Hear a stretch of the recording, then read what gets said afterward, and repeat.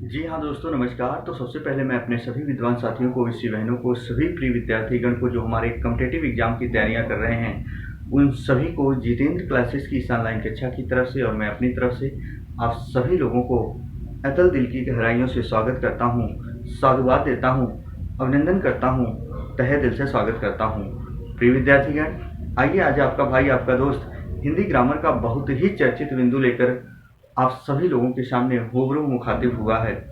ज़्यादातर ये बिंदु जो मैं आज लेकर आया हूँ आप सभी लोगों के सामने, प्रिय विद्यार्थीगण, ये शिक्षक भर्ती में आते हैं। जो हमारे विद्यार्थीगण विषय बहनें TET, C TET, super TET या केवीएस की भर्ती देखते हैं विद्यार्थीगण, उनके एग्जाम में ये ज़्यादातर देखने को मिलते हैं। और जब एग्जाम में आते हैं तो ज़्यादातर हमारे विद्यार्थीगण इस प्रश्न को देखते ही इग्नोर कर देते हैं और जो अच्छे से यानी भली भांति विद्यार्थीगण विषय बहनें इनका अध्ययन नहीं करके जाते, सदैव उनका प्रश्न गलत हो जाता है। तो विद्यार्थीगण, ज़्यादा आपसी वार्तालाप ना कर अपने बिंदु की तरफ चलते हैं। तो याद रखना, आइए आज हम जो पढ़ने वाले हैं प्रिय विद्यार्थीगण, निपात पढ़ने वाले हैं। निपात क्या होते हैं, निपात का आना हिंदी व्याकरण में जरूरी क्यों था, निपात का मतलब क्या होता है, निपात को अव्यय की श्रेणी में क्यों रखा गया है, आखिर शब्द परिवर्तन की 4 इकाइयां लिंग, वचन, काल, कारक का प्रभाव इन पर क्यों नहीं पड़ता है, या वाक्य में आने से या चले जाने से क्या वाक्य पर कोई प्रभाव पड़ता है, हम कहें निपात कितने प्रकार के होते हैं, इन तमाम भूमिकाओं पर आज हम आपसी वार्तालाप करेंगे विद्यार्थीगण। याद रखना, सबसे पहले निपात का हम कुछ परिचय दे देते हैं। निपात वे शब्द होते हैं विद्यार्थीगण हमेशा और हमेशा जिनको अव्यय की श्रेणी में रखा जाता है, लेकिन शुद्ध अव्यय नहीं होते। बहुत ध्यान से सुना, आपके एग्जाम में आए निपात को किस वर्ग में रखा गया है, तो निपात को अव्यय के वर्ग में रखा गया है, लेकिन ये शुद्ध अव्यय नहीं होते, लेकिन ये शुद्ध अव्यय नहीं होते। अव्यय का दूसरा नाम होता है अविकारी शब्द। विद्यार्थीगण, इन पर शब्द परिवर्तन की 4 इकाइयां जो लिंग, वचन, काल और कारक होते हैं, उन पर कोई प्रभाव नहीं पड़ता इन 4 इकाइयों के द्वारा। अच्छा विद्यार्थीगण, वाक्य में ये बेशक प्रयोग किए जाते हैं, लेकिन हमेशा और हमेशा वाक्य के अंगों में शामिल नहीं किए जाते। बहुत ध्यान से सुनना, 4 ऑप्शन आपकी स्क्रीन के सामने दिखेगा और आप परेशान हो जाएंगे। आपसे पूछेगा इनमें से कौन सा एक ऐसा ऑप्शन है जो वाक्य के अंगों में नहीं भाग लेता। 4 ऑप्शन रहेंगे विद्यार्थीगण, वहां वाक्य के घटक रहेंगे, उद्देश्य विधेय रहेंगे, वहां निपात भी रहेगा, इनमें से सभी रहेगा। आप परेशान हो जाएंगे। प्रिय विद्यार्थीगण, आइए उलझी हुई चीजों को सुलझाने का प्रयास करते हैं। तो एक बार वीडियो यदि अच्छी लगे तो लाइक और सब्सक्राइब करना ना भूले। प्रिय विद्यार्थीगण, चलते हैं आगे। हम पढ़ेंगे आज निपात। बहुत ध्यान से सुना, हर चीजों में अंतर बताएंगे विद्यार्थीगण। निपात, मैंने क्या लिखा, निपात का प्रयोग अव्यय के लिए होता है। जी हाँ, निपात का प्रयोग किसके लिए होता है प्रिय विद्यार्थीगण, अव्यय के लिए होता है। यानी निपात को अव्यय की श्रेणी में रखा जाता है, यानी निपात को अव्यय की श्रेणी में रखा जाता है, लेकिन ये शुद्ध अवयव नहीं होते, लेकिन ये शुद्ध अव्यय नहीं होते। प्रिय विद्यार्थीगण, हम बात करें, निपात सहायक शब्द होते हुए भी वाक्य के अंग नहीं माने जाते। याद रखना, निपात सहायक शब्द होते हुए भी वाक्य के अंग नहीं माने जाते, वाक्य के अंग नहीं माने जाते, क्योंकि वाक्य के 2 अंग होते हैं विद्यार्थीगण, एक उद्देश्य होते हैं, एक विधेय होता है। वाक्य में जो सब्जेक्ट यानी कर्ता होता है उसी को उद्देश्य कहा जाता है। उद्देश्य के बारे में जो भी बातें कही जाती हैं उसे विधेय में गिना जाता है। कर्म और क्रिया यानी ऑब्जेक्ट और वर्ब को ही विधेय माना जाता है विद्यार्थीगण, और विधेय में ही कर्म और क्रिया भाग लेती हैं। याद रखना, जो विद्यार्थीगण उद्देश्य विधेय ना जाने, वाक्य के अंग पर मैंने आपसी वार्तालाप किया, प्लेलिस्ट में वीडियो पड़ी। आइए जरा देखते हैं विद्यार्थीगण, एक बिंदु और बता देना चाहते हैं। निपात का प्रयोग जो होता है किसी वाक्य में, इनके वाक्य में आने और चले जाने से कोई प्रभाव नहीं पड़ता, बल्कि जब इनका प्रयोग वाक्य में कर दिया जाता है तो अलग से हमें बल प्रदायक का काम करवाते हैं, बल्कि जब वाक्य से निकाल दिए जाते हैं तब भी वाक्य पर कोई इफेक्ट यानी प्रभाव नहीं पड़ता। विद्यार्थीगण, आइए देखते हैं, निपात सहायक शब्द होते हुए वाक्य के अंग नहीं माने जाते। निपात के जो प्रकार होते हैं प्रिय दोस्तों, कितने प्रकार के होते हैं, 9 प्रकार के होते हैं। कैसे कैसे आप गलती करोगे, एग्जाम में प्रश्न कैसे आते हैं जरा देखो। पहला है स्वीकृति बोधक। बहुत ध्यान से सुनना, इसके जो निपात होते हैं हाँ जी, जी हाँ, हाँ जी, जी हाँ, इसी को एक बार उल्टा कर दो। जैसे मैंने कहा हाँ जी, फिर जी को आगे कर दो, हाँ को पीछे कर दो। और वैसे भी जानते हो स्वीकृति बोधक जो निपात होते हैं हाँ जी, जी हाँ, हम कहते हैं हम हमारे घर परिवार में ज्यादातर गृहिणियां प्रयोग करती हैं, है ना। तो जरा देखो, नकार बोधक जो मना करने के अर्थ में होता है, नकार बोधक जी नहीं, नहीं, देखो जी नहीं फिर नहीं आगे कर दिया, क्योंकि अगर नहीं जी कर देते तब भी वही होगा। जी नहीं, नहीं जी भी कर सकते हैं, जी नहीं, नहीं दोनों होगा नकार बोधक में। निषेधात्मक मना करने के अर्थ में, निषेधात्मक मना करने के अर्थ में मत जाइए, मत बोलिए, मत पढ़िए, ऐसे प्रश्न आएंगे तो याद रखना वहां निषेधात्मक बोधक निपात होता है। प्रश्न बोधक, अब आपको परेशान होने की जरूरत नहीं है विद्यार्थीगण, यहाँ भी क्या मिलेगा, यहाँ भी क्या मिलेगा। और याद रखना प्रश्न बोधक होता है क्या, यानी अभी।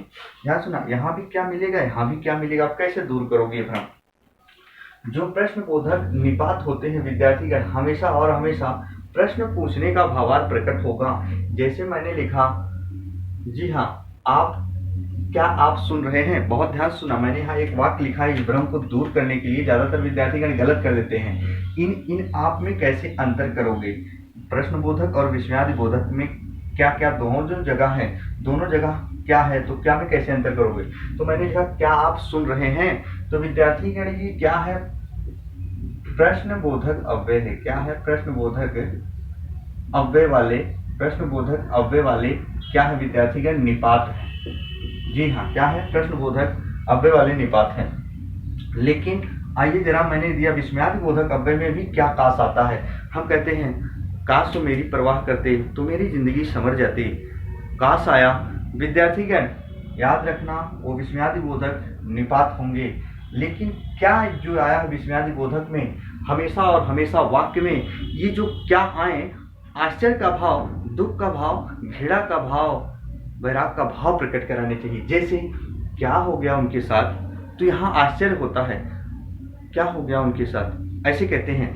तो प्रश्न आप हमेशा और हमेशा प्रेजेंट ऑफ माइंड वहां काम क्या करता है एग्जाम में, उस आधार पर आप प्रश्न को पकड़ने का प्रयास करना। तो क्या हो गया उनके साथ, अब यहाँ ये प्रश्न बोधक निपात नहीं है, वो विस्मयादि बोधक निपात है। क्या हो गया उनके साथ, फिर जरा देखो, हाय क्या हो गया, हाय क्या हो गया, पूछिए यहाँ क्या, ये कौन सा निपात है, तो आप बताओगे विस्मयादि बोधक है। बात समझना। तुलना बोधक में क्या आता है विद्यार्थीगण, स आता है। जी हाँ, स आता है हमेशा और हमेशा।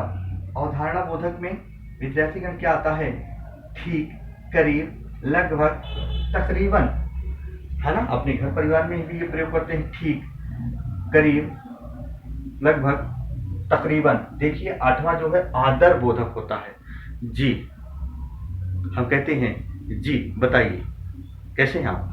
तो याद रखना आदर बोधक में क्या होता है, जी होता है। बल प्रदायक, जो बल प्रदायक का काम करवाते हैं, तो ही, भी, तक, भर, सिर्फ, केवल, बहुत ध्यान सुना, तो ही, भी, तक, भर, सिर्फ, केवल। जैसे मैंने कहा मोहन ने ही मुझे गाली दी, मोहन ने ही मुझे गाली दी, मोहन ने ही मुझे गाली दी, जरा देखो, और मोहन ने मुझे गाली दी, तो ही निकाल देने के बाद भी वाक्य पर कोई प्रभाव नहीं पड़ेगा, बल्कि अलग से बल प्रदायक का काम करवाते हैं। जैसे विद्यार्थीगण एक बात सुनो, जैसे हम कहीं जाते हैं और जाते समय कोई रास्ता खराब हो जाता है या रास्ता खराब मिल जाता है, तो हम साइकिल से जाते हैं मान लीजिए, जब रास्ता खराब होता है, वहाँ गड्ढा गुड्ढी होते हैं, तो हम पैडल मारते हैं, जब चलाते हैं तो अधिक बल प्रदान करवाते हैं, हमसे अधिक बल लगता है। लेकिन रास्ता अच्छा होता है, हल्का बल लगाते हैं, तब भी हम आसानी से पहुंच जाते हैं। बात वही है एकदम। मैंने देखो यहाँ क्या लिखा, इन पर लिंग वचन काल कारक का कोई प्रभाव नहीं पड़ता। याद रखना, इन्हें नौ निपातों पर लिंग वचन काल कारक का कोई प्रभाव नहीं पड़ता, यानी इनमें कोई परिवर्तन आप नहीं कर सकते हो। बहुत ध्यान से सुन लेना। अच्छा, अब जरा देखो विद्यार्थीगण, पिछली बार आयोग ने पूछा था निपात के प्रकार कुल होते हैं विद्यार्थीगण 9, लेकिन निपात की कुल संख्या पूछा था। वहां विद्यार्थीगण हैरान के हैरान रह गए, धरे के धरे रह गए। तो यहाँ याद रखना, यहाँ कितने हैं, 1 2 3, 4, 5, 6, 7, 8, 9, 10, 11, 12, 13, 14, 15, 16, 17, 18, 19, 20, 21 याद रखना। तो गलत मत करना। निपातों की कुल संख्या जो होती है विद्यार्थीगण, कुल संख्या जो होती है कितनी होती है? 21 होती है। लेकिन निपात के जो प्रकार होते हैं विद्यार्थीगण वो कितने होते हैं? 9 होते हैं।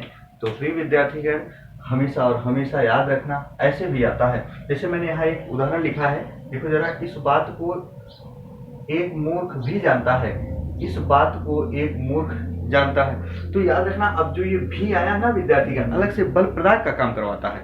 ऐसे आपको एक वाक्य देगा एग्जाम में और पूछेगा ये भी कौन सा निपात है, तो आप पहुंच जाना बल प्रदायक निपात। 4 ऑप्शन वहां मिलेंगे। तो विद्यार्थीगण वीडियो अच्छी लगी हो यदि, तो लाइक और सब्सक्राइब करना ना भूलें। उसके साथ साथ कमेंट बॉक्स में जो कमियां हो वो भी आप लिख सकते हो विद्यार्थीगण। और यदि चैनल पे नए हो तो सब्सक्राइब जरूर करिएगा, शेयर करिएगा वीडियो को, कमेंट बॉक्स में कमेंट जरूर करिएगा। आज तक की मेरी कक्षा यही होगी। और जो हिंदी ग्रामर का बिंदु आपका बहुत कमजोर हो, कमेंट बॉक्स में आप लिख सकते हैं, उस पर आपका भाई आपका दोस्त डेली बिंदु बनाने का प्रयास करेगा। आज तक की मेरी कक्षा यहीं प्रिय विद्यार्थी हैं। तब तक के लिए मित्रों, जय हिंद, जय भारत।